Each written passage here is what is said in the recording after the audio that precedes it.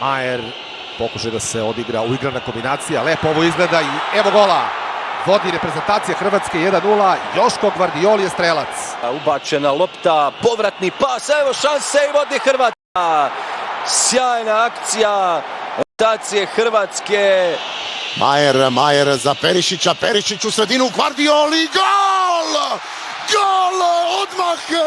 Krećemo na pravi način, 7. minuta, Joško Gvardiol. Perišić, vrlo lepo, 1:0 vodi Hrvatska. Sjajna akcija i lep pogodak već u 7. minutu.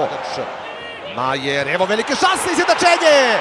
1:1, Dari! Nepuna 2 minuta je trajalo vodstvo Hrvatske, a vraća se na sličan način Maroko. Bilo je naravno ovdje i malo sreće zbog loše reakcije Lovra Majera, ali pogađa Dari i ponovo smo na početku. Prolazi lopta u kazneni prostor i izjednačuje Maroko. Zaspala je odbrana Hrvatske, strelac Dari. Majer do Darija i Dari uzvraća.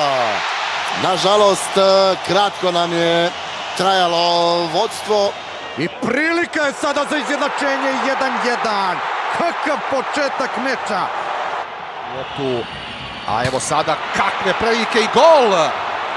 2:1 vodi Hrvatska, Mislav Oršić je strelac. Uspeo da savlada pod noa uz pomoć stative.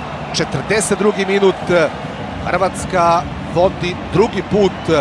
A kakav pogodak Oršića, 2:1. Koji je u začetku obećavao, ali na kraju se završio na najljepši mogući način ovim remek dijelom Mislava Oršića. Livaja odgodio za Oršića, Oršić, kakav sjajan pogodak! Evo povratka u Brest, evo Hrvatske na 2:1, 42. minuta. Prilika za novi udarac. I evo gola, 2:1 vode Hrvati, Mislav Oršić.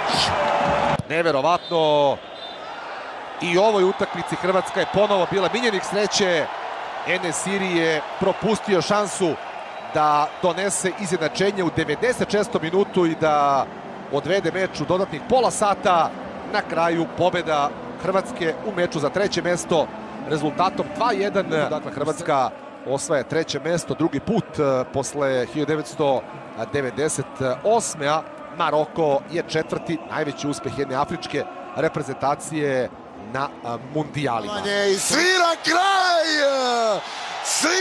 kraj, Al Jassim, Hrvatska je pobjedila 2:1, Hrvatska je ponovno 3. na svijetu. Ma bravo! 2 protiv Maroka, još jednom Hrvatska 3. puta među 3 najbolje momčadi na svijetu. Još jednom nakon 98. Hrvatska slavi u utakmici za brončanu medalju. I upravo tako, dakle, Hrvatska je po drugi put osvojila 3. mjesto na svjetskom prvenstvu.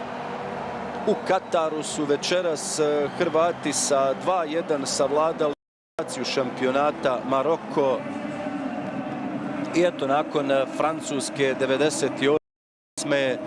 došli do još jedne bronze.